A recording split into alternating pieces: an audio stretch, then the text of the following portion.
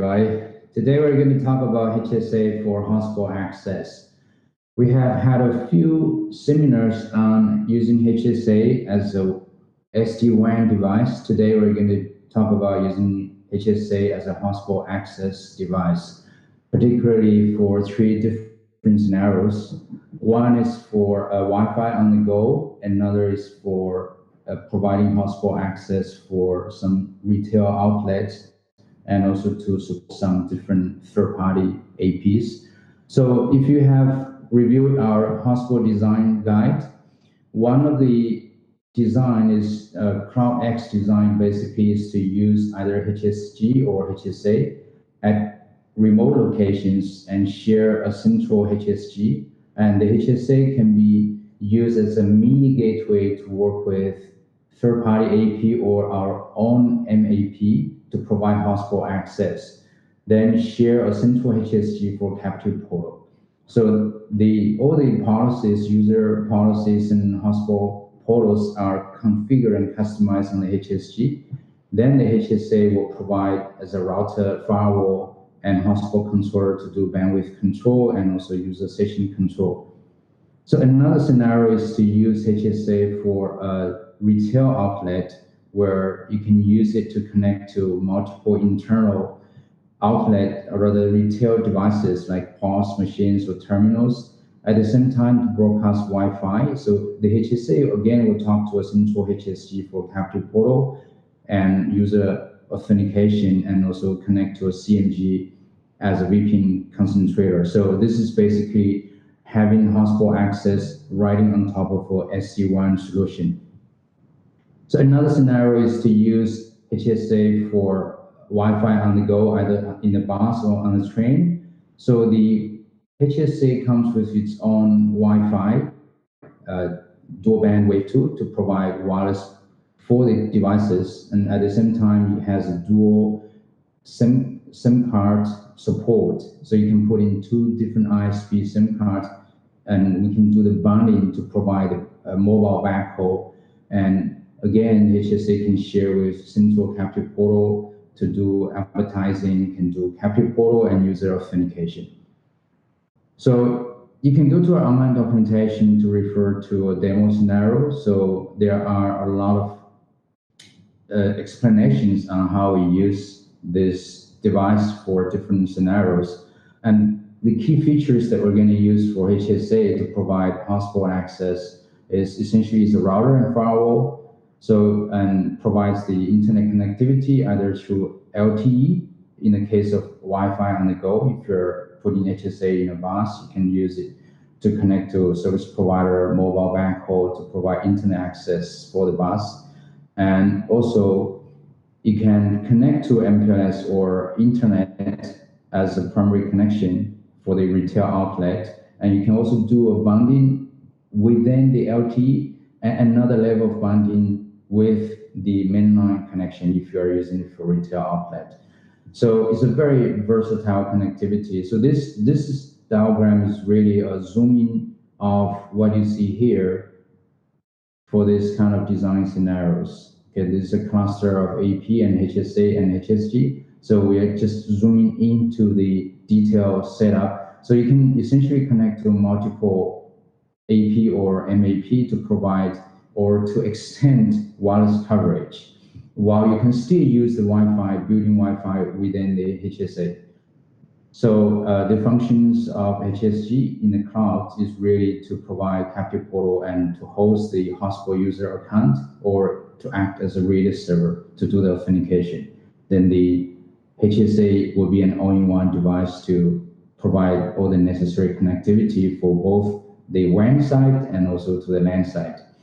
So you can go through the demo scenarios later on how to do the virus simulation.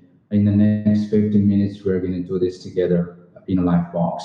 So what you see here now is an actual HSA, and I have one of the port connect to an internet WAN.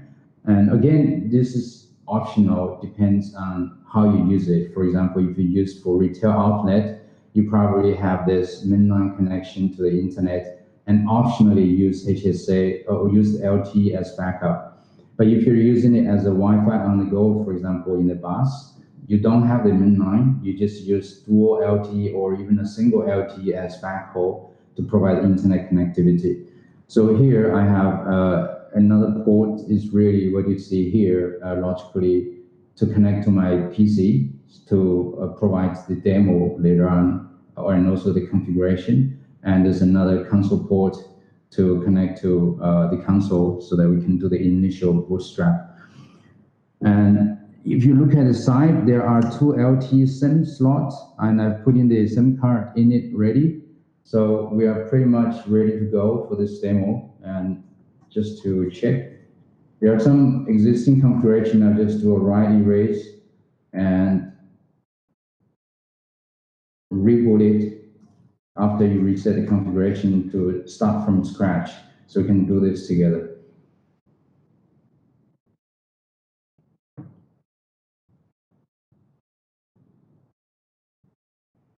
So please do review the design guide on hotspot setup. We have already some nice documentations talking about the different scenarios when we do the hotspot design, for example, on-premise, which are largely using HSG as the gateway, and cloud design, which is using the APs, talking to a central HSG as an AP controller to manage the AP and also to manage Capri portal and user account. So cloudx is very similar to the cloud design, except that it's capable of supporting third-party AP as well. In this design, the hotspot controller is within the AP. That means the AP will do the Capri portal redirection from within the AP itself. And in this design, the Capri portal redirection is done by the HSG or HSA, depends on what is being used. So essentially the difference between HSG and HSA for this design is really just the performance difference, because we are not using HSG to host the user account or Capri portal. We are putting everything in the central or in the cloud. So the on-premise device is really just a hotspot controller and router and firewall. So which is similar to what we're doing right now here. So we're going to focus just on the HSA, and we have really covered extensively in previous sessions on how to configure HSG. So I have really got the HSA fully boot up, and there's no configuration, and by default, this 192.168.1.1 IP address. So I'm just going to switch my connection to have that setting. Switch to this connection.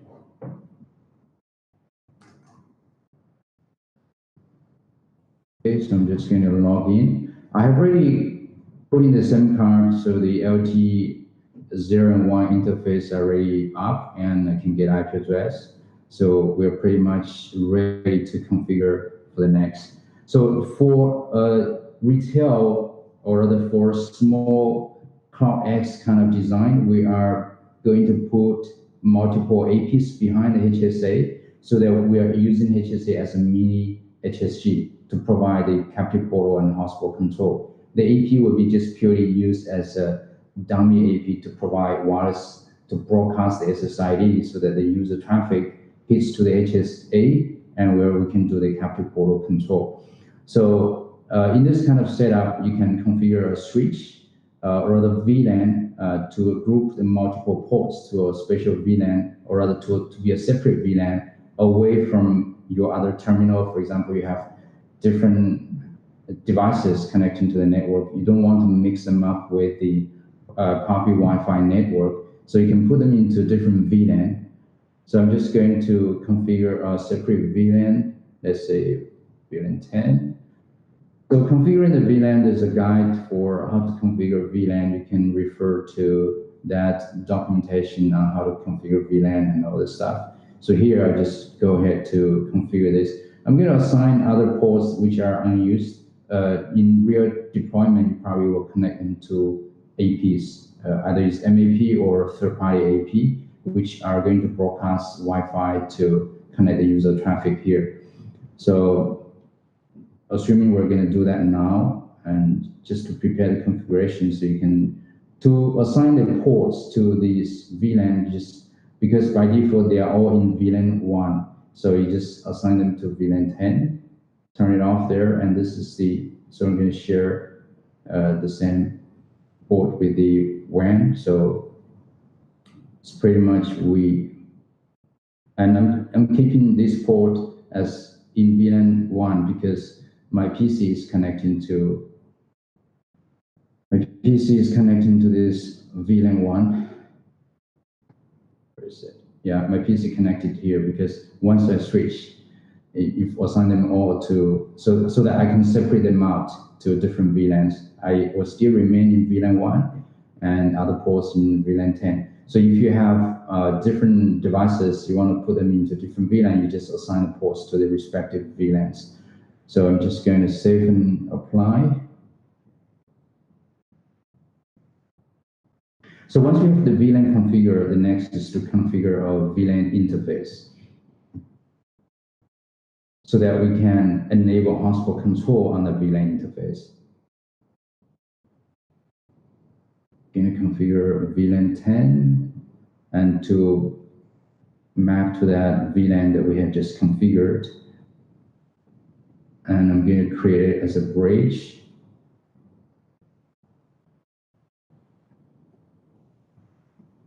So you just assign any IP address that is unused in the network. So one thing to take note is never enable DHCP server on this VLAN interface, because once we enable hotspot controller on this VLAN or rather on this VLAN interface, the hotspot controller has a built-in DHCP server already to issue client IP address. So we don't need to enable the same on the physical or rather on the VLAN interface. Otherwise, you get address duplicate or you get unexpected results. So optionally, we can also assign them to the same assign the firewall zone for this VLAN and to be the same as the LAN, so that it's pretty much on a secure side of the network and is allowed to go out to the internet. Because by default, the firewall rules allows LAN to go to the WAN. Or if you are separating the traffic from VLAN between the Wi-Fi and this terminal, you need to put them on different firewall zone so that the guest user from the Wi-Fi cannot reach to the other VLAN, which can be more secure for internal terminals. In this case, I'm just attaching to the same VLAN, so firewall zone just for simplicity. And now I'm going to configure Wi-Fi because I'm going to enable Wi-Fi, make use of the built-in Wi-Fi to be in the same VLAN as the other APs, if there's any, so that we can share the same SSID and just use external AP to extend the coverage only.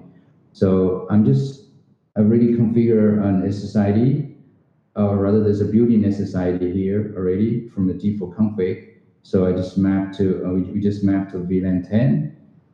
And it's pretty much done. And you can, this is an AC interface. You can do it on the other interface. So for some 5 gigahertz interface. So for simplicity, I'll just do one only. You can configure another SSID with the same name on the other radio. But here, I just do it on 5 gigahertz and just wait for the, once you change any config, you will restart the Wi-Fi service. You just wait for it to come back. And now, once you see this 100%, the status turns blue. That means it's running now, the Wi-Fi. And the next we're going to do for demo purpose, we're going to configure Multi-WAN to provide resiliency between the mainline and the LTE. And if you are providing the Wi-Fi on the go, for example, for bus, you don't have mainline connection, you just do multi-WAN load balancing on the LTE only. To configure multi-WAN link balancing, you need to configure the gateway metrics on the interface. You just assign any random gateway metric. And to do it, and you need to do this for each of the interface that is going to participate in the multi-WAN configuration. So I'm going to do it on the LT0 and LT1 as well.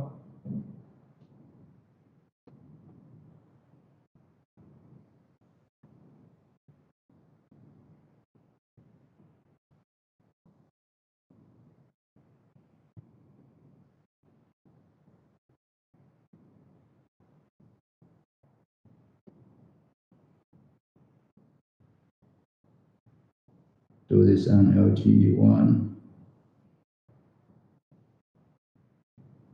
So once we have the gateway metric configured, we are ready to configure load balancing or the link balancing between the three interfaces.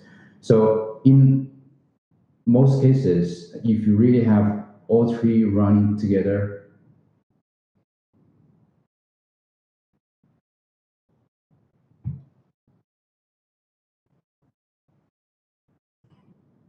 you will have really just the main link as primary and LT as backup only. So to make it more complex, I'm going to use the main line as primary and load balance between the LT. Just going to make sure I have my microphone configured, because they're telling me there's no voice. Okay, so it's good. So multi-load balancing, we just add all the interface into the M1 group, and each interface will track its own IP address. And because it's a less reliable, it's the LT interface, you just make it the timeout setting to be longer.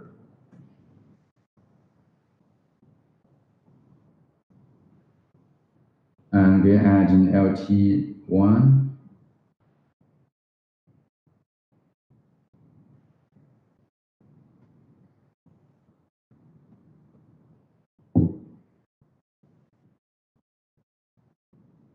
And the WAN interface. So again, for Wi-Fi on the go, for bus scenario or mobile backhaul scenario, you just need to add in this to LT interface so that you can do the load balancing or failover bonding between these two.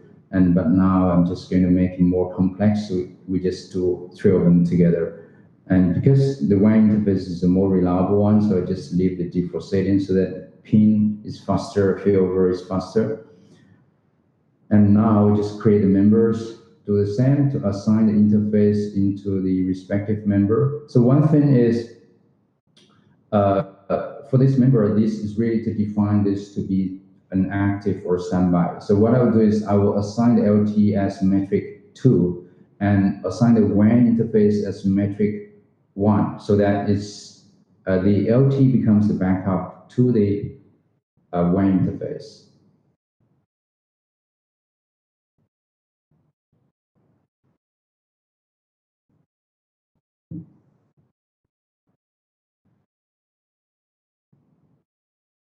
So I'm going to assign LT1 with the same metric so that the two LT can be load balancing to each other. Just make sure I'm still accessing to that interface, so it's good. LT1, so same metric and same weight. So that means between the LTE, they will do load balancing. So in case the WAN interface fail, these two will do load balancing because they have the same metric and same weight. However, when I add the WAN interface, what I'll do is I will make a lower metric so that it's primary. As long as the WAN is up, it's always using the WAN as the primary.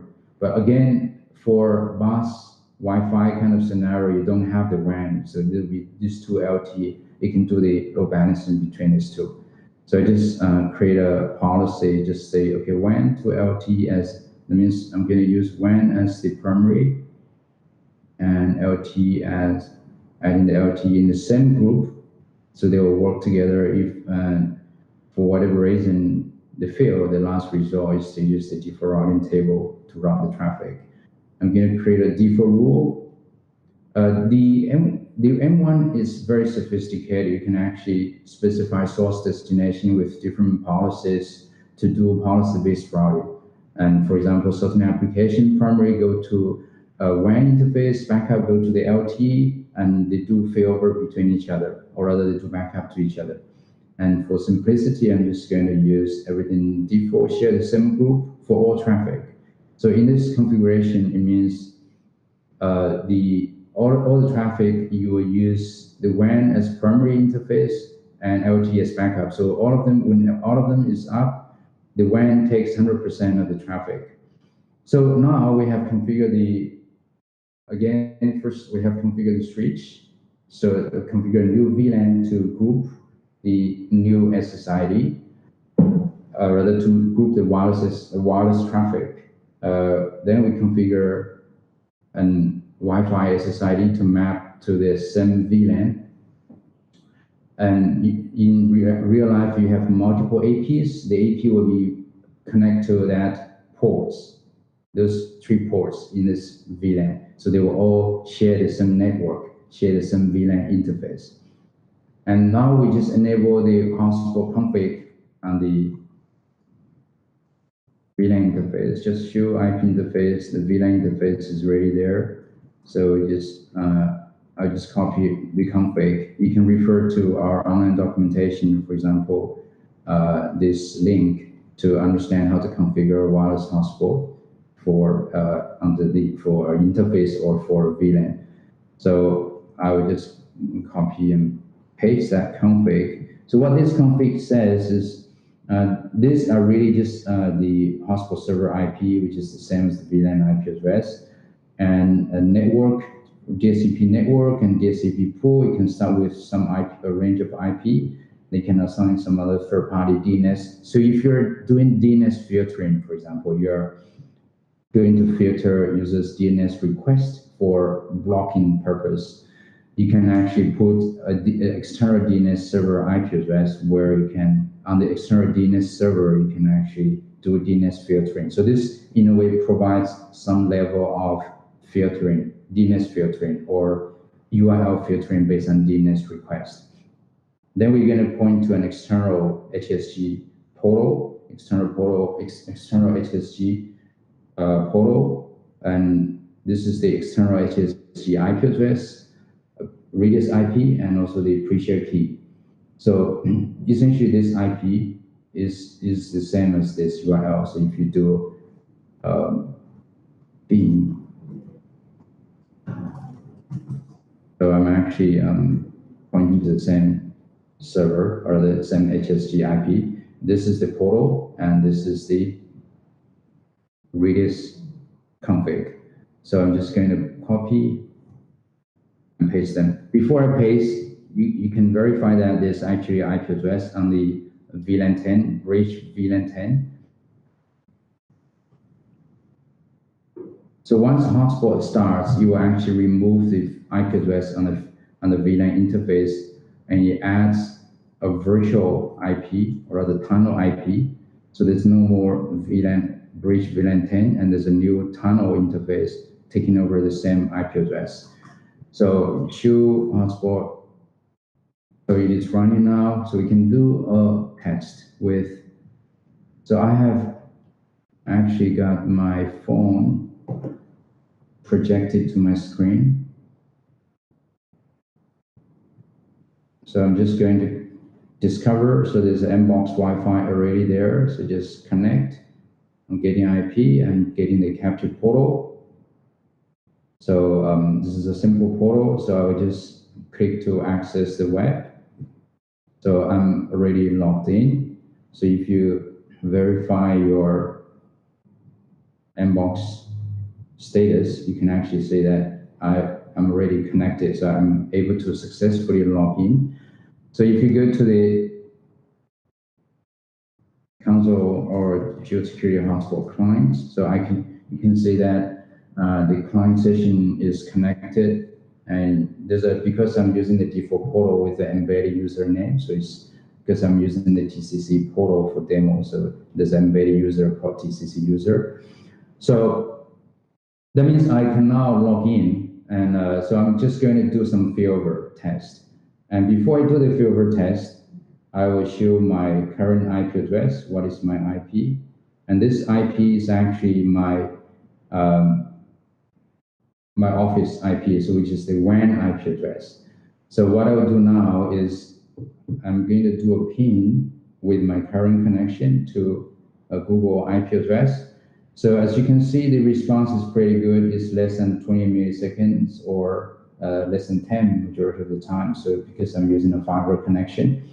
So what I'll do now is I'm going to unplug my cable. So if you check my connectivity, I'm just going to unplug this cable.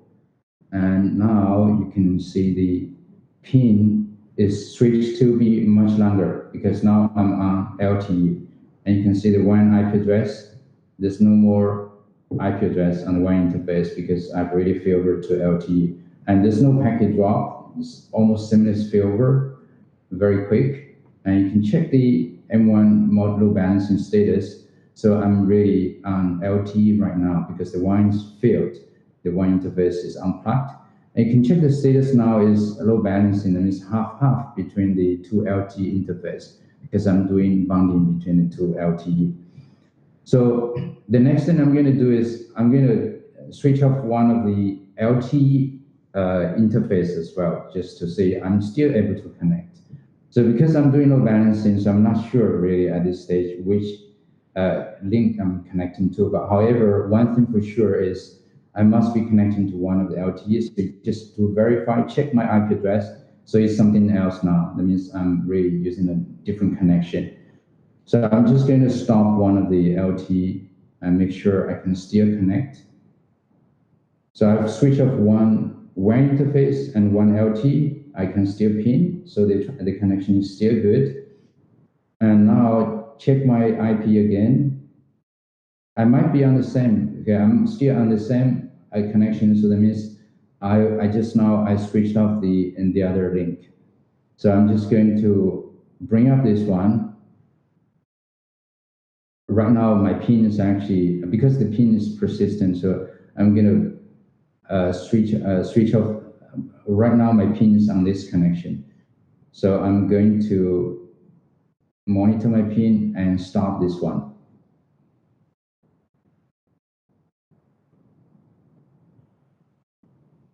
So as you can see, there's almost no packet drop as well during the LTE failover. So now check my IP again. So now it's something else already. So that means I'm on this connection right now. So that provides a load balancing failover for hotspot connection. And if you check my hotspot status, I'm still connected. Okay, I'm still connected. So that's pretty much, all you can see. The whole design scenario can be used for different purposes. You can use for retail outlet with triple redundancy with Wi-Fi, and you can even extend the Wi-Fi with more AP, or you can use it with dual LTE to provide Wi-Fi on the go. And so I'm going to plug back my LTE, my WAN connection as well. You will basically recover. It takes a while to recover because it takes time for the M1 to detect the restore. The failover is faster, but the restore will be slower. It will take longer time, but there's no service disruption because when we recover, we want to make sure the mainline is really recover before it switch back. If you look at the pin now, it's much faster. So most likely we are on the mainline already. Just to check the IP address again. So I'm back on the office IP address now, and if you check the M1 connection, so check the status, we are 100% on the WAN connection again. So failover, restore, all seamless, no packet drop, 100%, and bonding failover, very versatile. So that's basically all about HSA for now. We'll cover more sessions on the HSA SD-WAN feature in our next webinar. Thank you for today. I look forward to see you again.